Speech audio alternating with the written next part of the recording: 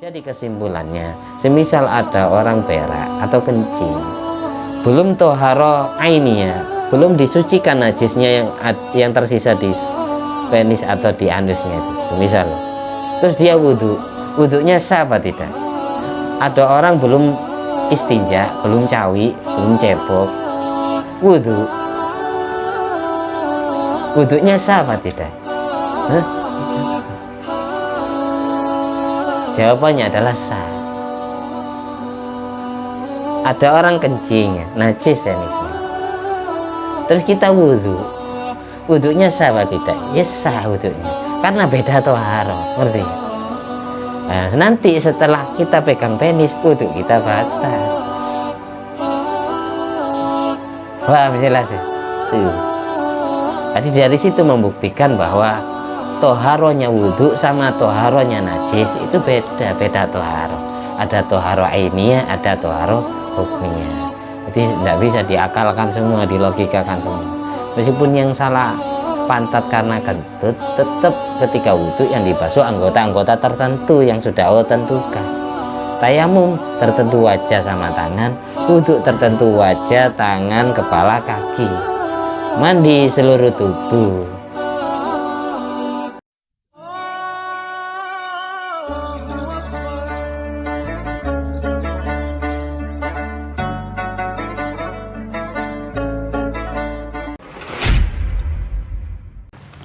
Assalamualaikum warahmatullahi wabarakatuh. Waalaikumsalam. Alhamdulillahilladzi bi ni'mati tatimmus sholihat wa bi dzikri sulahai tatanazzalur rahmat wal barakat wassalatu wassalam ala sayyidi sadat sayyidina maulana Muhammadin qutbil qadat wa ala alihi wa ashabi alanjumi zahirat amma ba'du. Allahumma sholli ala ruhi sayyidina Muhammadin fil arwah wa ala jasadi fil ajsad wa ala qabrihi fil kubur wa ala alihi wasallim. Rabbi syrah li sadri wa yassir li amri wahlul 'uqdatan min lisani yafqahu qawli. Rabbi zidni ilma warzuqni fahma. Allahumma aftah alaina futuhal arifin waj'alna khalisatan liwajhikal karim. Allahumma aftah alaina futuhal arifin waj'alna khalisatan liwajhikal karim. Allahumma aftah alaina futuhal arifin waj'alna khalisatan liwajhikal karim. Allahumma rzuqna fahman nabiyyin wa ilhamal malaikatil muqarrabin. Allahumma nawwir qulubana binuri hidayatika kama nawwartal arda binuri syamsika. Allahumma nawwir qulubana binuri hidayatika kama nawwartal arda binuri syamsika. Allahumma nawwir qulubana binuri hidayatika kama nawwartal arda binuri syamsika. Rabbana anfa'na bima 'allamtana, Rabbi 'allimna alladzi yanfa'una, Rabbi faqihna wa faqih ahlana wa qarabati lana fi dinina. Ya Allah, berilah cahaya hidayahmu ke dalam hati kami sebagaimana kau sinari bumi dengan cahaya matahari. Jadikanlah semua ilmu kami ilmu yang selalu bermanfaat dan barokah. Jadikanlah semua kerabat dan sahabat kami, semua keluarga, anak, istri kami, seluruh anak keturunan kami sampai hari kiamat orang-orang yang ngerti tentang ilmu agamamu dan ahli mengamalkan syariatmu. Allahumma inna na'udzubika min ilmin la yanfa' wa qalbin la yakhsha wa amalin la yurfa' wa du'ain la yusma'. Lindungi kami dari punya ilmu yang tidak bermanfaat, dari mempunyai hati yang tidak bisa khusyuk, dari mempunyai amal ibadah yang tidak pernah kau terima, dan dari mempunyai doa yang tidak pernah kau kabulkan. Allahumma inna na'udzubika min azabil qabri wa min azabin nar wa min fitnatil mahya wal mamat wa min fitnatil masih dajjal. Selamatkanlah kami semua, jagalah kami seluruh umat Nabi Muhammad SAW dari siksa kubur, dari siksa api neraka, dari fitnah ujian cobaan di saat masih hidup maupun di saat sudah meninggal dunia, dan dari fitnahnya Dajjal dan seluruh antek-anteknya dari bala tentara iblis, para setan dan lain sebagainya. Allahumma sholli ala ruhi sayyidina Muhammadin fil arwah wa ala jasadi fil ajsad wa ala qabri fil kubur wa ala alihi wasallim. Rabbi syrah li sadri wa yassir li amri wahlul 'uqdatam min lisani yafqahu qawli. Rabbi zidni ilma warzuqni fahma. Allahumma sholli ala sayyidina Muhammadin wa ala ali sayyidina Muhammad ma'danil judi wal karam ma'bail ilmi wal hilmi wal hikam wa barik wa sallim. Alhamdulillahirabbil alamin. Di malam hari ini kita melanjutkan tentang pengajian Wafat Hati kitab Wasiatul Mustafa li Sayyidina Ali bin Abi Thalib karya Syekh Abdul Wahab Asy-Sya'rani rahimahullah taala. Mudah-mudahan hati kita terobati dengan mendengarkan ilmu yang akan kita baca ini. Biniati liridha ilahi ta'ala wa li syafaati Nabi Muhammadin sallallahu alaihi wasallam jami abaihi wa ikhwanih minal anbiya wal mursalin jami ali kullin wa sahabah wa qarabah wa tabi'in wa tabi'in wa bisani lamidin jami'il malaikatil muqarrabin jami'i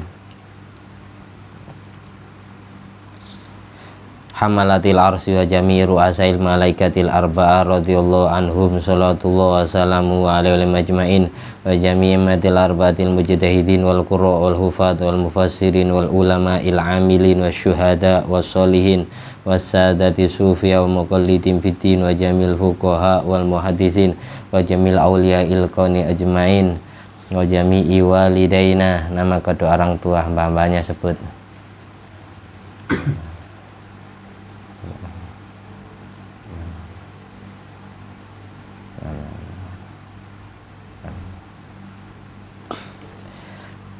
Jami'a abaina wa umatina wa syaikhina wa azwajina wa durriyatina wa auladina wa talamidina wa ra'iyatina wa asdiqaina wa qarabatina wa jiwarina wa duyufina wa ashabina wa ikhwanina fid din minal muslimin wal muslimat wal mu'minin wal mu'minat aina ma kanu min masyariqil ardi ila magharibiha lahya'i minhum wal amwat maghfir lahum warhamhum wa'afihim wa'fu anhum syai'ul lailana wa lahumul fatihah. A'udzubillahi minasyaitonir rajim. Bismillahirrahmanirrahim. Alhamdulillahirabbil alamin arrahmanir rahim maliki yaumiddin.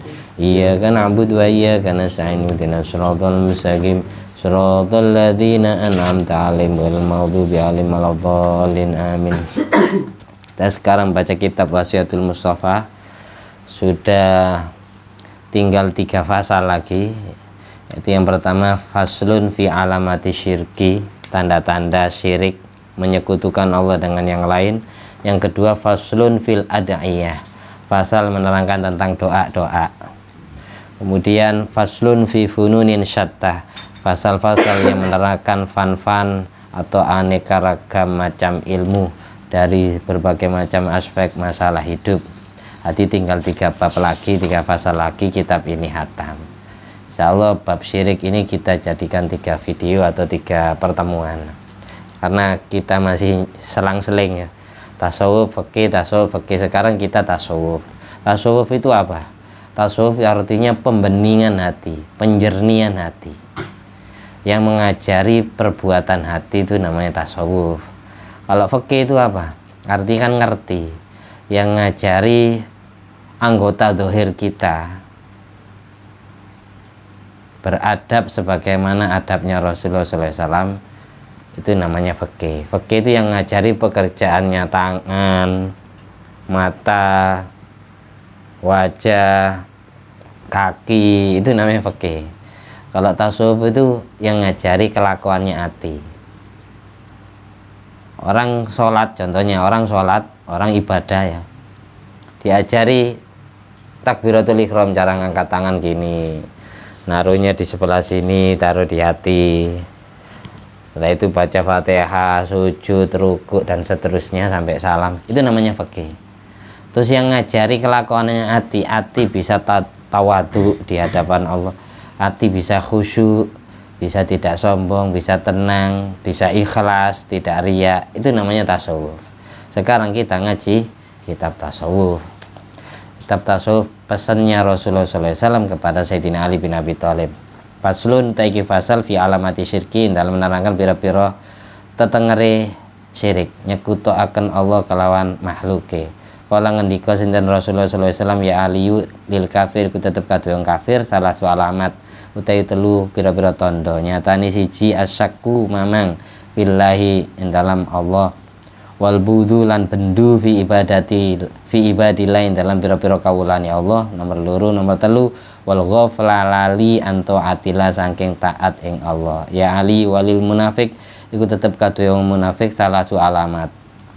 Nyatani idza haddasa nalikani cerita-cerita sapa munafik kadziba maka goro sapa munafik. Wa idza wa'ada nalikani janji sapa munafik akhlafa maka nulayani janjine sapa munafik. Wa idza tumina nalikane den paringi kepercayaan den percayai sapa munafik khona maka cidra maka ngianati sapa munafik. Wala tangfa lan ora tau manfaat hu ing munafik mau idatun apa nasihat. Ya ali wa ali walil murai ku tetep kaduwe wong kang riya, wong kang pamer, wong kang caper.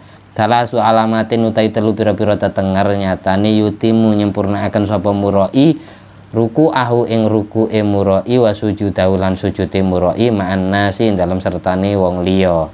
Wayang kusulan ngurangi sapa murai hu ing ruku wa sujudah ida sholat nalikane sholat sapa murai wahdah hale ijenane murai. Wayan satu lan terengginas sapa murai lil mar'i maring wong liya alladzi iya mar'i yusni kang ngelem sapa alladzi alai ngatasi murai. Wa yadhkuru lan zikiran sapa murai Allah ing Allah fil khalain dalam waktu persepen wal malah lan ing dalam tingkah rame.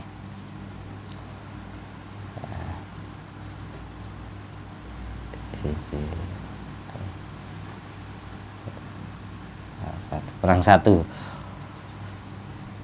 Walil ahmakilan ku tetep kaduwe wong kang kumprung akale salah su alamatin utai telu pira-pira tetenger nyatane at-tahawunu ngenteng gegampang fi faraidillahi dalam pira-pira kewajibane Allah wa kasratul kalami lan akeh gunem fi dzikrillah dalam eling ing Allah wa ta'nu lan nyacat fillahi dalam Allah. Ini ada 4 pembahasan. Yang pertama, karena ini bahas masalah syirik. Syirik itu apa? Menyekutukan Allah dengan yang lain. Jadi ada makhluk yang disembah, ada Tuhan yang disembah selain Allah. Itu namanya syirik. Banyak modelnya syirik itu. Tidak harus kita nyembah patung, itu jelas syirik yang jelas. Ada syirik yang samar. Syirik yang samar itu riya. Itu syirik yang samar. Contohnya lagi yang sering terjadi kepada kita sendiri, kita makan, yakin kalau nasi itu yang mengenyangkan perut, itu namanya syirik. Berarti menuhankan nasi. Kita sakit, terus minum obat, yakin yang menyembuhkan penyakit kita itu adalah obat, itu juga syirik. Berarti nyembah obat, punya Tuhan obat, punya Tuhan nasi. Yang benar gimana supaya tidak syirik? Kita yakin yang mendatangkan penyakit kepada kita itu Allah, yang memberikan kemampuan manusia bisa berpikir, bisa menciptakan, bisa meracik obat-obatan sehingga bermanfaat untuk menyembuhkan penyakit juga Allah, dan yang menyembuhkan penyakitnya juga Allah, yang ngasih masalah hidup Allah, yang menyelesaikan juga Allah. Yakin yang mendatangkan rezeki kepada kita nasi itu Allah, yang mentakdir kita lapar perutnya itu Allah, yang mengenyangkan perut juga Allah, bukan nasi. Bukan nasi yang mengenyangkan perut. Jadi belajar, harus belajar. Namanya orang belajar enggak langsung bisa. Semuanya itu ta'aluk, nisbat, gumantil kepada Allah, jangan kepada makhluk. Kalau kepada makhluk itu namanya syirik. Syirik itu ada yang jelas, ada yang samar-samar, remang-remang. Ada yang jali, ada yang khafi. Yang pertama kita bahas tanda-tanda orang kafir, tanda-tanda orang mengkufuri nikmatnya Allah. Tanda-tanda orang kafir itu ada 3. Yang pertama asyakku fillah, ragu-ragu tentang Allah. Yang kedua wal budu fi ibadatillah, benci kepada orang yang ahli ibadah, benci kepada orang yang nyembah Allah, benci kepada orang yang ngawula kepada Allah, yang mengabdikan diri kepada Allah. Yang ketiga selalu lupa menjalankan taat beribadah.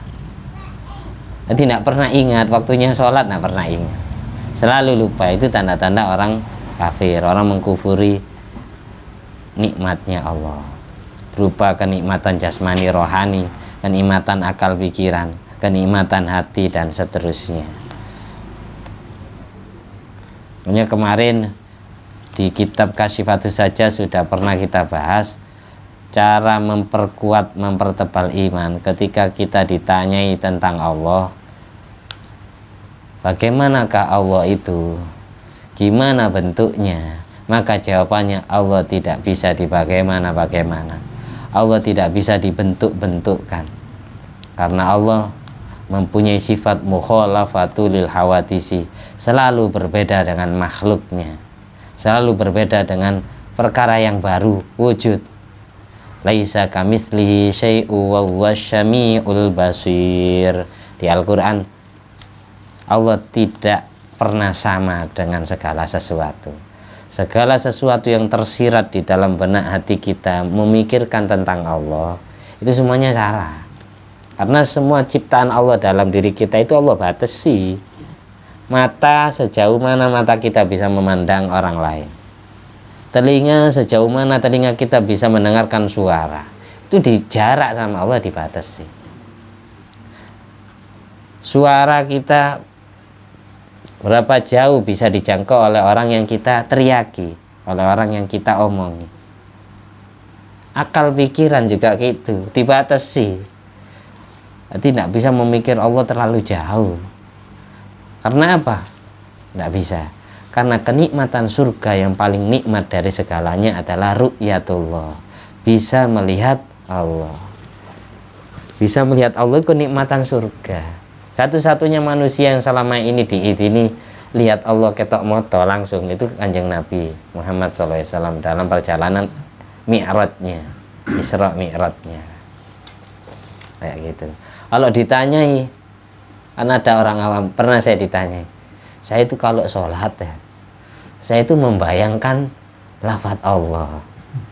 Ada yang kayak orang awam ini, orang tidak pernah nyanti, tidak pernah ngaji.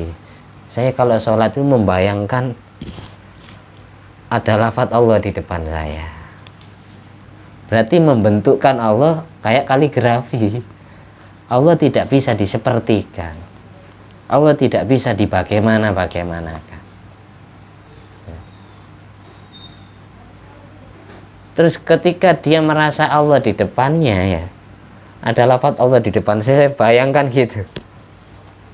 Allah tidak bisa dimana-dimanakan. Karena apa? Karena Allah punya sifat qiyamuhu bin nafsi.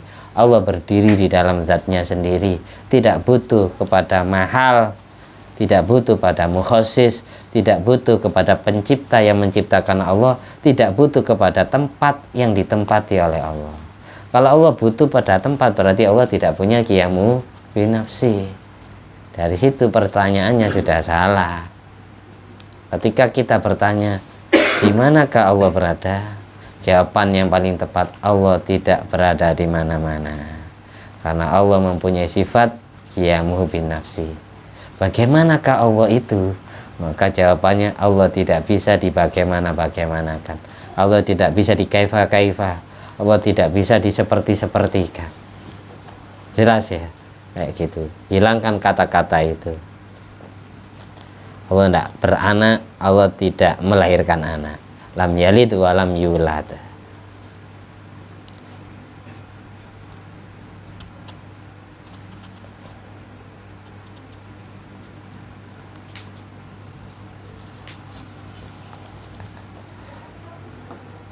Nanti jangan dimasukkan ke akal semua.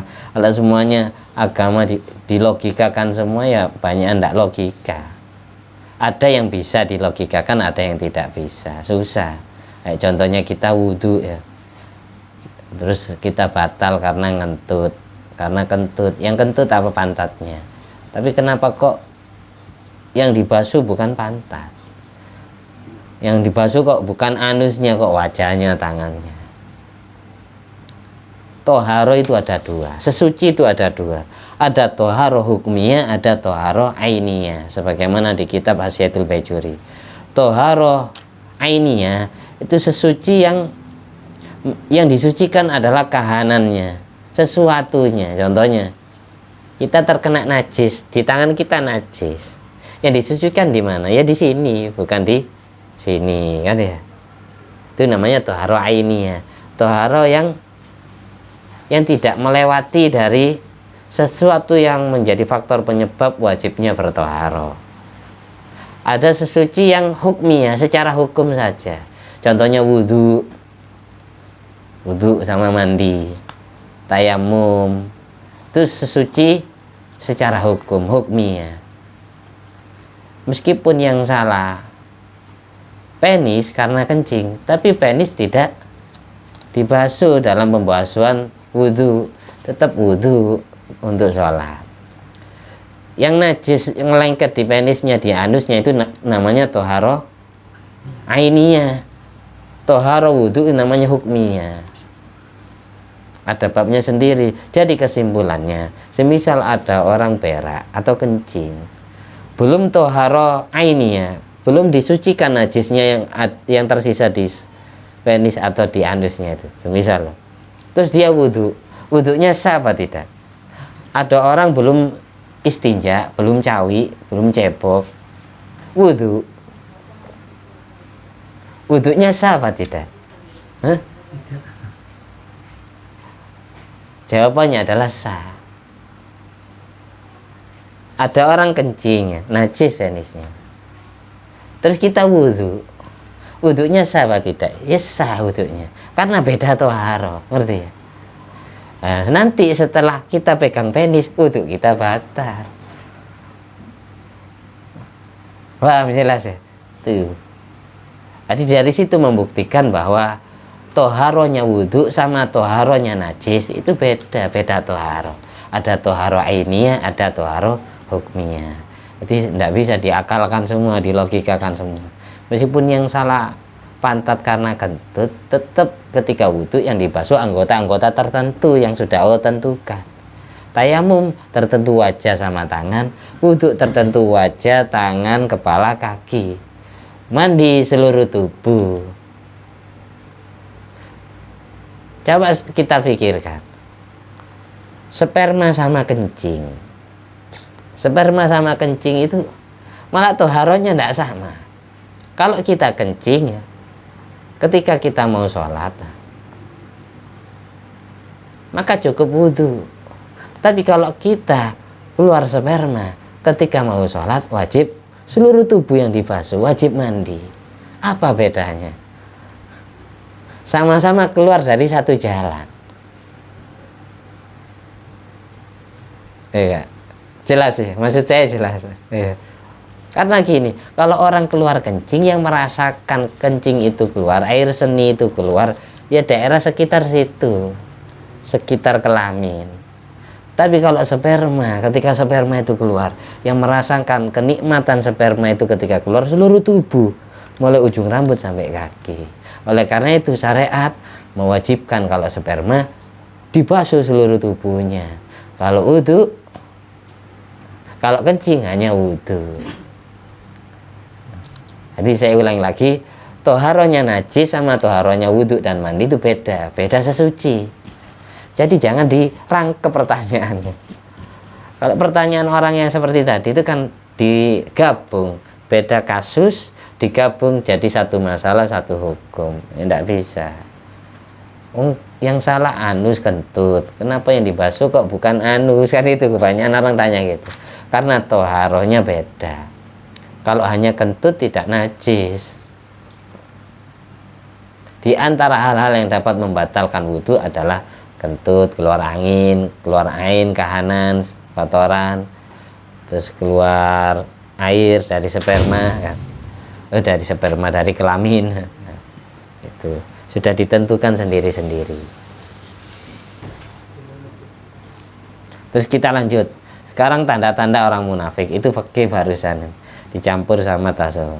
Tanda-tandanya orang munafik juga ada 3. Yang pertama, idza haddasa kadziba. Kalau ngomong selalu bohong, tidak pernah jujur. Tanda-tandanya orang munafik itu kalau ngomong selalu dusta, selalu bohong. Yang kedua, kalau janji selalu ingkar, janji tidak pernah ditepati. Makanya hukum menepati janji ulama hilaf. Ketika kita berjanji itu ulama hilaf. Dari kalangan mazhab Syafi'i sama mazhab Hanafi, Maliki. Hukum menepati janji itu gimana? Ada yang bilang wajib, ada yang bilang sunat. Makanya di surat Kahfi, wala taqulanna li syai'in inni fa'ilun dzalika ghadan illa ayyasha Allah. Jangan kau katakan bahwasanya saya besok akan melakukan sesuatu kecuali jika Allah berkehendak. Illa ayyasha Allah. Jadi dari sini dasarnya sunat mengucapkan kata-kata insya Allah. Besok bisa ke sini. Lalu kita jawab, besok bisa sampai ke sini. Lalu kita jawab, insya Allah. Insya Allah saya bisa. Kalau memang Allah menghendaki. Tapi jangan bilang insya Allah saja. Banyakan kalau kita sudah bilang insya Allah saja, itu orang munafik. Ya kan? Karena hatinya rata-rata tidak bisa jawabannya. Kalau juga insya Allah. Nggih, sakit insya Allah sakit. Semisal Allah mentakdirkan lain, tiba-tiba kita terdesak, nah, kita tidak dosa, tidak ingkar janji. Karena hati kemarin ketika kita ngomong insya Allah, hatinya ngomong iya bisa. Kalau mulut ngomong insya Allah, ini menandakan mulut ini ngomong iya. Kalau hati ngomong tidak, itu berarti orang munafik. Apa yang diucapkan mulut tidak sama dengan hati. Makanya saya punya kiai, orangnya masih hidup ya. Kiai saya itu kalau santri ditanyai, besok kesini ya, insya Allah kiai. Bilang insya Allah dimarahi. Karena apa? Karena rata-rata insya Allahnya santri dibuat mainan. Taquluna ma laisa biqulubihim. Dia mengucapkan taquluna bi afwahim ma laisa fi qulubihim. Dia mengucapkan sesuatu di mulutnya tidak sama dengan isi hatinya. Mulutnya ngomong insya Allah, hatinya enggak, kan bohongi kiai berarti. Saya tidak langsung bohongi Allah. Itu orang munafik. Jadi jangan dibuat main-mainan insya Allah. Kalau memang tidak bisa, mending jawab tidak bisa. Insya Allah kayaknya saya tidak bisa. Semisal nanti ditakdirkan bisa, ya datang. Insya Allah kayaknya saya bisa. Itu diembel-embeli bisa dan tidak. Jangan ngucap insya Allah saja, banyakan bohongnya. Itu belajar berucap isi hati sama mulut sama, biar tidak masuk kategori orang munafik sebagaimana.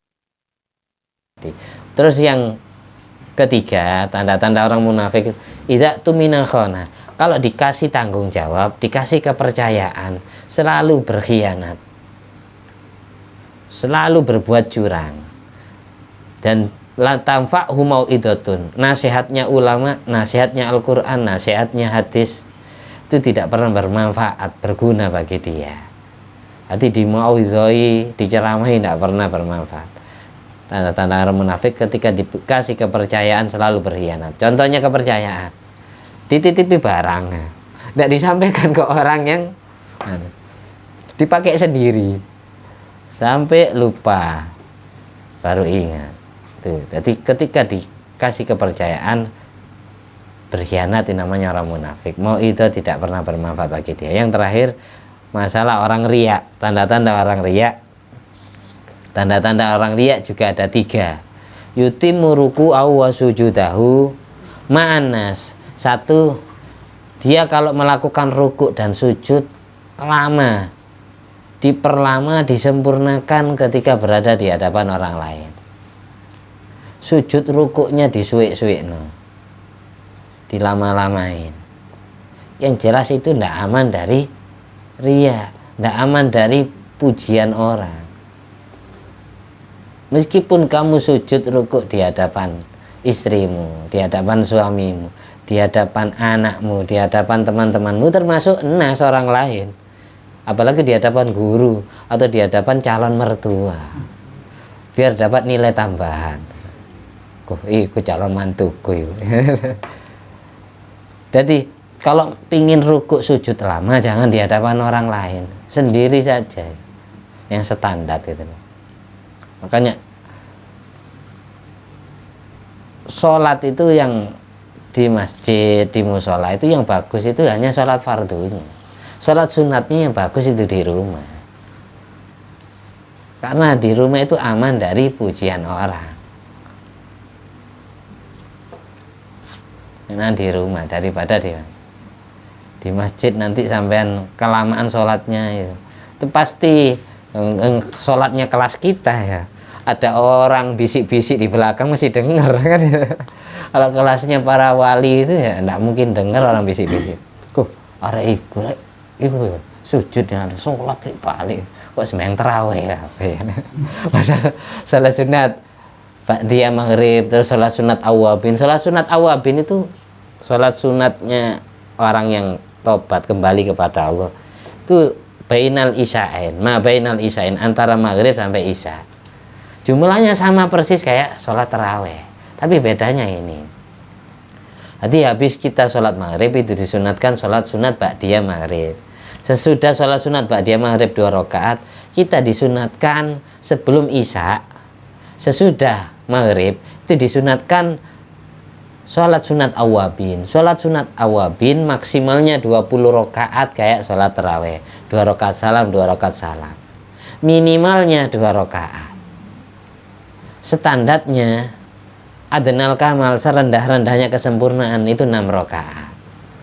2 rakaat salam, 2 rakaat salam, 2 rakaat salam. Itu sholat sunat awabin. Mungkin kita banyak yang tidak mengamalkannya. Ada sholat sunat sesudah sholat sunat ba'diyah maghrib namanya sholat sunat awabin. Sholat sunat awabin itu piro-piro wong tobat, piro-piro wong balik nang Allah.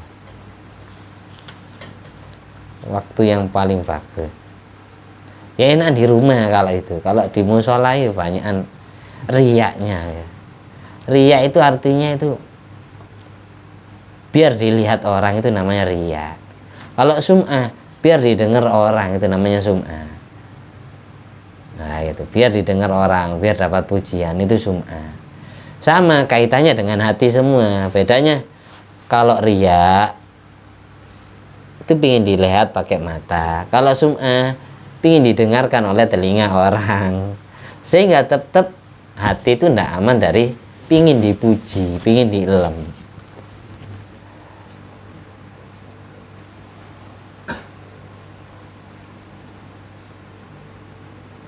Penyakitnya hati paling sering itu riya, sombong, ya, ujub, bangga kepada diri sendiri, terus hasud, iri.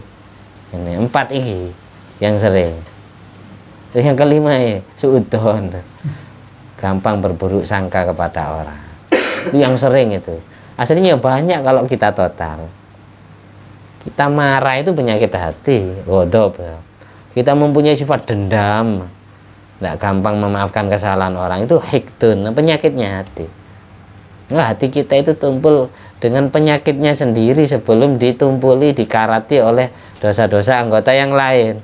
Ketika mata berbuat dosa, hati ada bintik hitam. Tangan dosa, ada bintik hitam. Kelamin dosa, perut dosa, hati bintik hitam. Hati sendiri kalau ya punya penyakit-penyakit itu tambah tumpul. Hati double. Bal rona ala qulubi ma kanu yaksibun. Semua maksiat itu dapat menutupi hati. Makanya sesering mungkin kita istighfar, nggak bisa mulut, ya istighfarnya pakai hati. Istighfar pakai hati itu istighfar yang paling aman dari sifat riya. Zikiran paling ikhlas hanya dirinya dengan Allah dan malaikat pencatat amalnya yang tahu. Jadi semua ulama, semua wali, semua kekasih Allah itu punya wiritan hati. Ketika beliau jalan, ketika ngobrol dengan orang, ada yang wiritannya la ilaha illallah Muhammadur Rasulullah. Ada wiritannya selalu memanggil Rasulullah, ya Sayyidi ya Rasulullah, ya Sayyidi ya Rasulullah. Sambil jalan, sambil ngobrol, sambil guyonan sama orang, tapi hatinya terlatih gitu.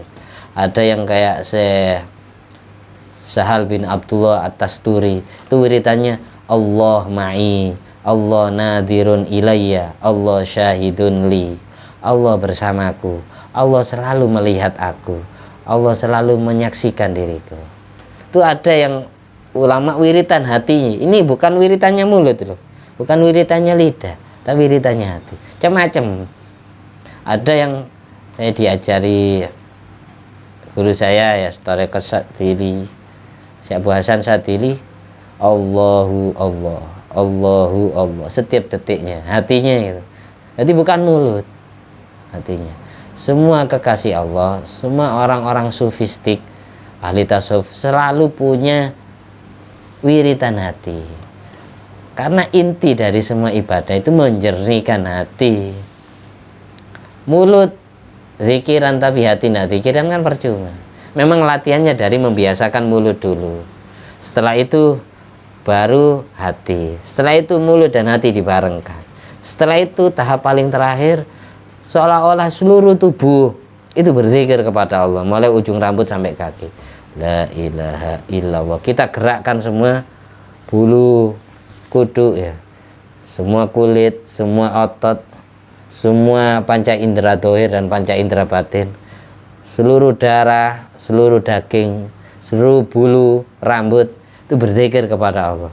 Bukan hanya hati dan lidah yang wiridan. La ilaha illallah, la ilaha illallah. Hati dirasakan seolah-olah semuanya wiridan. Itu kelas paling terakhir itu, paling puncak itu. Latihannya mulut dulu, membiasakan lidah dulu, baru hati, membiasakan wiridan hati, baru membarengkan hati sama mulut. Setelah itu baru membarengkan seluruh tubuh. Itu. Coba sampean gitu. Sama kayak gini loh, orang biasanya yang ahli nge-gym binaraga itu. Ini kan kayak ngangkat barbel. Dia pikirannya misalnya, pikirannya bukan ke sini, tapi ke sini. Soal ini dientengkan. Tapi pikirannya fokus ini. Jadi ini yang besar. Katanya Bung Adira itu. Jadi fokusnya bukan yang ngangkat. Yang ngangkat ini dientengkan, diringankan. Tapi fokusnya ke sini. Sama kayak gitu. Yang ngucapin zikir aslinya kan mulut sama hati, tapi dirasakan seolah-olah seluruh tubuh wiridan, seluruh tubuh berzikir kepada Allah. Karena semua yang menciptakan organ tubuh kita itu Allah, bukan hanya lidah sama hati saja, makhluk itu. Ngerti ya? Terus tanda-tandanya orang riya, dia selalu ngurangi rukuk dan sujudnya. Ketika dia sholat sendiri cepat rukuk sujudnya. Ketika sholat di depan orang lain lama. Jadi imam lama. Ketika rukuk sendiri, sujud sendiri di rumah cepet-cepetan. Ketika ada orang ya agak lama. Terus yang ketiga, dia selalu terengginas, selalu antusias, selalu semangat ketika dilihat orang yang akan memujinya. Dan dia selalu berzikir kepada Allah di waktu sepi dan di waktu ramai. Di waktu sepi dan di waktu ramai. Ini maksudnya gini loh. Kalau memang betul-betul orang yang ikhlas tidak riya, zikiran itu di sepi saja, jangan di waktu ramai. Kelebihan-kelebihan kita itu jangan diceritakan ke orang semua. Kita punya rahasia ibadah yang tidak ada satupun orang lain tahu kecuali diri kita dengan Allah, itu harus punya. Atau saya istiqomah baca sholawat jam sekian, jam 1 malam saya baca 313. Hanya kamu dan Allah yang tahu, orang lain tidak tahu keistimewaan kamu.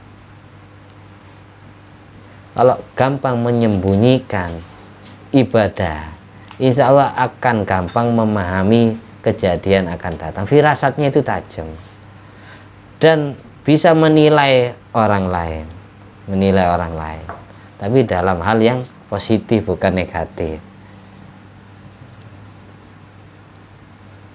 Ya latihan setiap hari kita, meskipun saya ya latihan, bukan pas saya sukses sudah. Saya ini ya baca obat juga. Ibaratkan kita itu periksa ke dokter, yang jadi dokter ya Syekh Abdul Wahab Asy'arani.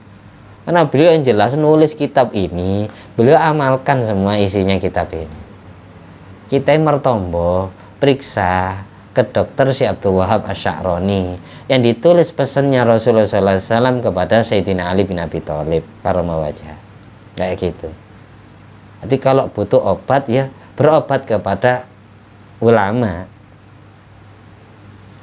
yang betul-betul ngerti resepnya. Setelah kita berobat dapat resep. Nah ini ilmu ini namanya resep obat. Baru kalau pingin sembuh penyakit hatimu, kamu punya penyakit hati riya, kamu punya penyakit hati munafik, kamu punya penyakit hati kufur, kamu punya penyakit hati sombong. Nah itu diobati dengan mengamalkan ilmu itu tadi. Kita periksa penyakit kita, sakit gigi ke dokter, lalu dokternya ngasih resep, suruh beli ke apotek. Dapat obat, kalau pingin sembuh ya diminum. Ada upaya untuk meminum. Demikian pula orang ngaji kemana saja.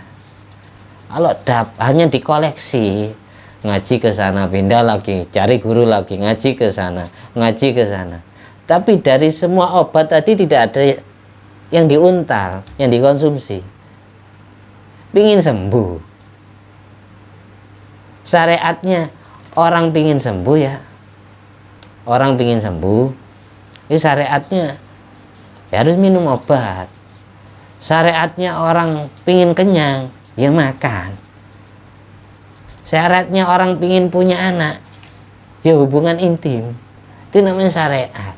Meskipun semuanya itu Allah yang menciptakan, Allah yang mentakdirkan. Harus gitu. Kayak gini, syariatnya kita supaya sembuh dari penyakit hati kita, ya amalkan ilmu, resep, nasihat atau obat ilmu dari ulama-ulama itu.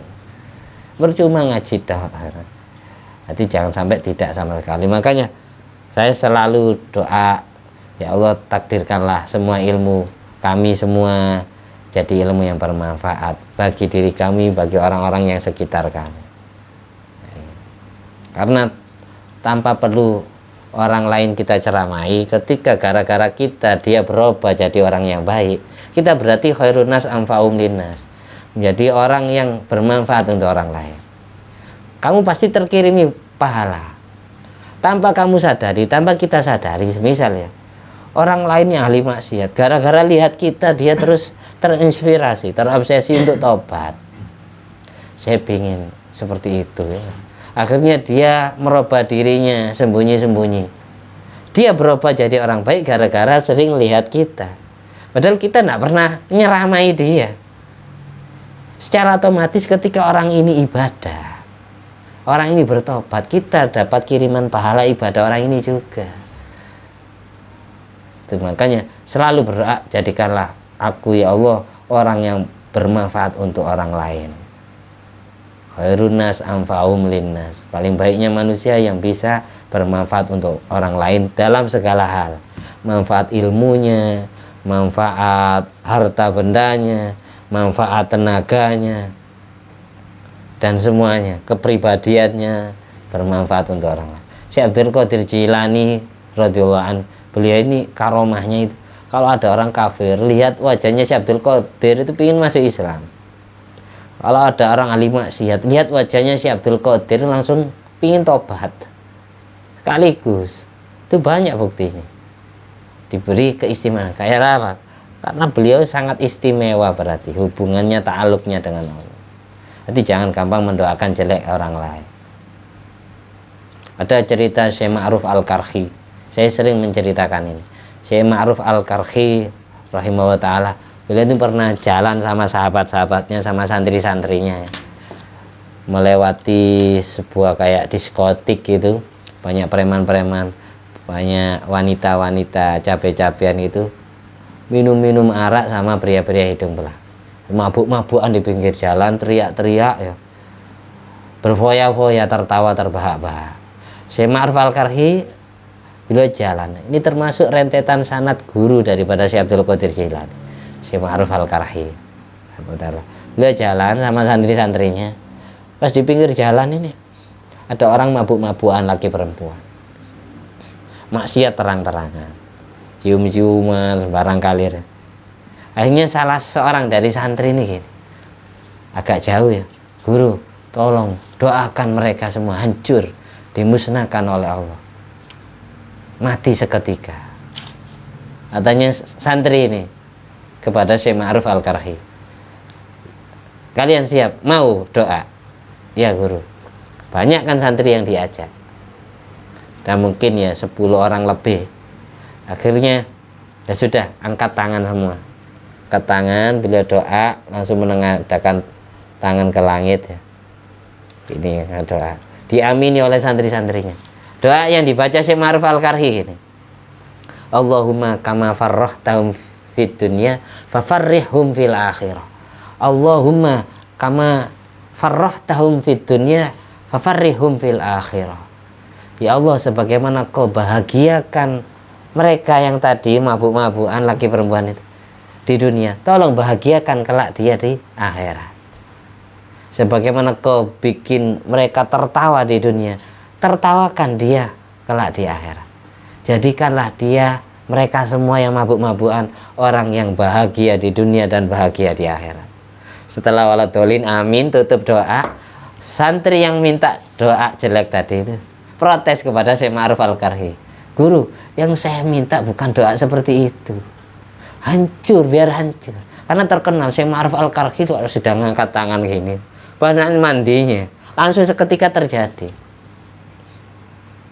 Dimanfaatkan oleh santri yang hatinya keras. Tidak, nak, bukan tugas kita menghancurkan sesama hamba Allah. Justru doa yang pantas itu seperti itu. Suatu saat mereka semua akan bertobat di jalan Allah. Mereka tidak akan mabuk-mabukan lagi, mereka tidak akan zina lagi. Tidak lama dari itu, tiba-tiba yang mabuk-mabuk itu langsung mengejar Syekh Ma'ruf Al-Karhi, langsung minta baiat. Akhirnya dinikahkan semua, cari tahu siapa orang tuanya, tinggal di mana, tobat semua jadi santrinya Syekh Ma'ruf Al-Karhi. Ini hak Allah, mentakdir dia bertobat. Bukan hak kita menghancurkan mereka. Itu setiap ketemu orang seperti itu, doanya selalu baik. Nah, putus asa. Ini pelajaran dari Syekh Ma'ruf Al-Karhi. Jadi jangan gampang memvonis, mendoakan jelek. Terakhir, orang yang dungu ada 3 tanda-tanda: selalu meremehkan urusan fardu, banyak komentar, banyak kalam tentang zikir kepada Allah, dan selalu mencacat, mencela tentang Allah. Maksudnya banyak komentar ini, ngenteng kalau masalah yang fardu dienteng, nanti aja, ngegampang. Terus banyak komentar di dalam zikirullah. Ini maksudnya gini, kalau ada orang lain berbuat baik selalu digembosi, jadi provokator. Mandi ngaji, nah udah tadi yai kon, nah udah tadi ustad. Ini namanya kasratul kalam fi dzikrillah. Banyak omong di dalam urusan mengingat-ingat hati kepada Allah. Kan semua orang ngaji tujuannya agar hati kita terobati, hati kita zikir kepada Allah, ingat Allah, gara-gara tahu ilmunya. Orang ibadah, orang ziarah sebenarnya, itu tujuannya adalah zikrillah, biar ingat Allah, biar nyebut Allah, ingat Allah. Lidah nyebut Allah, hati ingat Allah. Itu tujuannya. Kalau jadi provokator, ya sudah, kamu dia. Kalau bisa kamu yang ikut ngaji, jangan diprovokator. Wis anu dah, kadang ada orang yang gembosi gitu. Wis oke dah, ziarah wis sakti dah. Dan gitu. Kita yang sudah istiqomah ini jangan terpengaruh, jangan terkontaminasi gara-gara omongan kayak gitu, ndak jadi berangkat. Diarani sakti. Ya, terus kita harus tabah, terus lanjut istiqomah kita dilanjut, kalau bisa ditambahi. Yang istiqomah ngaji ditambahi, ngajinya harus selalu lapar, haus ilmu. Meskipun kita sudah punya anak, punya cucu. Namanya orang cari ilmu minal mahdi ilal lahdi, mulai dari pangkuan ibu sampai liang kubur. Jangan pas rata-rata kan sampai nikah. Orang ngaji tuh dari kecil sampai nikah, baru sesudah nikah nak ngajian, nak ziarahan. Itu nikah yang makruh. Kalau yang ditinggalkan kewajiban, nikahnya haram. Dulu sebelum nikah rajin sholat fardu, sehabis nikah tidak pernah sholat, ini nikahnya haram. Dulu sebelum nikah rajin menjalankan ibadah sunat ya, sesudah nikah hilang semua yang sunat-sunat ya. Ini nikah yang makruh ini. Kan gitu kemarin kita bahas di Qiratul. Ini cukup ya. Sudah lama ngajinya. Mudah-mudahan kita selalu dijadikan orang-orang yang semakin tambah, semakin tebal iman dan ketakwaan di dalam hati kita. Semakin jadi orang yang ikhlas, orang yang istiqomah, orang yang sabar, orang yang hatinya selalu khusyuk, orang yang selalu dapat bimbingan ke jalan yang Allah ridhoi, jalan yang diridhoi oleh Rasulullah SAW. Ditakdir mempunyai pasangan hidup yang serasi urusan dunia, urusan agamanya. Ditakdir mempunyai anak dan mempunyai keturunan, mempunyai kerabat dan semua sahabat, manusia-manusia yang dapat melegakan hati kita sesudah mata kita menyaksikan kesolehan, ketakwaan dan keimanan mereka. Al-hadiniyat walakuniyatin sholihah walakulimana wasalafus sholih bijai nabil mustafa wal mujtaba Muhammadin sallallahu alaihi wasallam. Amin. Bisiri asraril Fatihah. A'udzubillahi minasyaitonir rajim. Bismillahirrahmanirrahim. Alhamdulillahirabbil alamin. Arrahmanir rahim. Maliki yaumiddin. Iyyaka na'budu wa iyyaka nasta'in. Ihdinas siratal mustaqim. Siratal ladzina an'amta 'alaihim ghairil maghdubi 'alaihim waladdallin. Amin. Semoga urusan kedua orang tua kita, urusan guru-guru kita, semua kerabat dan sahabat kita dalam urusan dunianya, agamanya dan akhiratnya, semua hajat kebutuhan hidupnya, urusan dunia, agama, akhirat dikabulkan dengan mudah, dengan gampang, dan jadikan hamba Allah yang selamat dan bahagia dunia sampai akhirat. Al-hadiniyat walakuniyatin sholihah wa ala kulli mana wa salafus sholih bijai nabil mustafa wal mujtaba Muhammadin sallallahu alaihi wasallam. Amin. Bisiri asraril Fatihah. A'udzubillahi minasyaitonir rajim. Bismillahirrahmanirrahim. Alhamdulillahirabbil alamin. Arrahmanir rahim. Maliki yaumiddin. Iyyaka na'budu wa iyyaka nasta'in. Ihdinas siratal mustaqim. Siratal ladzina an'amta 'alaihim ghairil maghdubi 'alaihim waladdallin. Amin. Alhamdulillah alladzi at'amani hadzal ilma wa razaqani min ghairi haulin minni wala quwwatin. Allahumma sholli ala sayyidina Muhammad wa ala ali sayyidina Muhammad bi fadli subhana rabbika rabbil izzati amma yasifun wa salamun alal mursalin walhamdulillahi rabbil alamin. Wassalamualaikum warahmatullahi wabarakatuh.